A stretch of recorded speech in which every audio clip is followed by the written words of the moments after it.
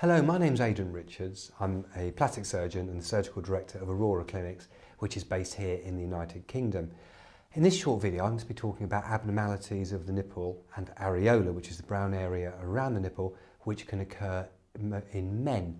And in previous videos, I've talked about abnormalities that can occur in women, but today, in this video, I'm going to concentrate on abnormalities that can occur in men.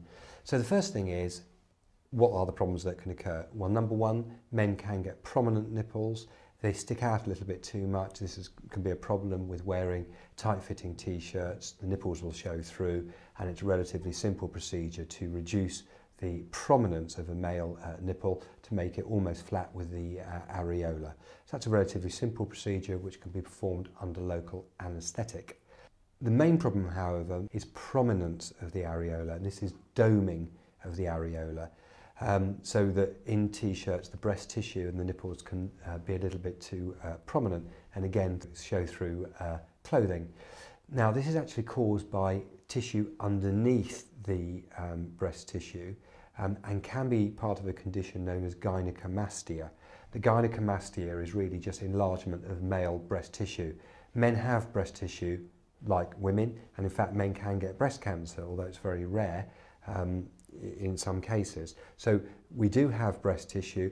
It can be abnormal and it can be rather too large.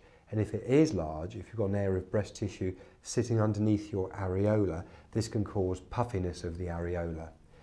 How do you deal with it? Well, it really depends on the degree of puffiness that you do have and how big that underlying bit of breast tissue is. If it is quite a reasonable size area, we will need to remove it surgically. It won't be able to be removed by liposuction. You can use liposuction to treat gynecomastia, but liposuction, whether it's vasoliposuction, which I've talked about in other videos, whatever type of liposuction it is only going to remove the fatty element of the breast tissue. It won't remove the gland, the breast tissue, which was known as the glandular element of the breast tissue. So how do we remove that? Well, there's a number of different techniques. The most common is known as a Webster's procedure, and that was named after a surgeon called Webster who first described it. In that procedure, your surgeon will make an incision underneath your nipple like a half moon shape, just at the junction of the brown areola and the skin.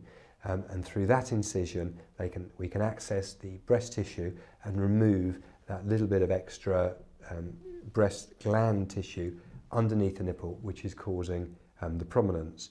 And we can also remove wider areas of breast tissue and perform liposuction, through that incision to actually remove the fatty tissue around the breast, to reduce the overall gynecomastia. So in essence, if you feel you have got puffy nipples, puffy areolas, it's probably just not the areolas that are the problem, it's the tissue underneath which is pushing that areola forward. That tissue needs to be removed. That can be done under local anaesthetic or with mild sedation or a general anaesthetic.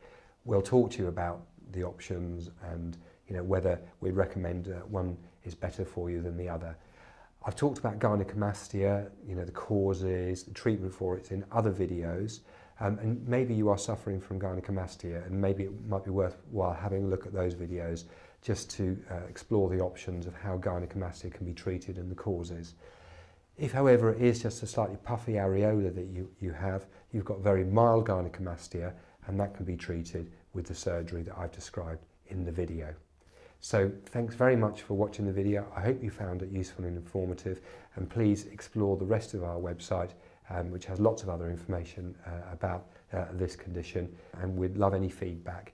Please feel free to contact us either via our email address or via our phone number if you would like any more information on this or any other cosmetic or plastic surgical procedure.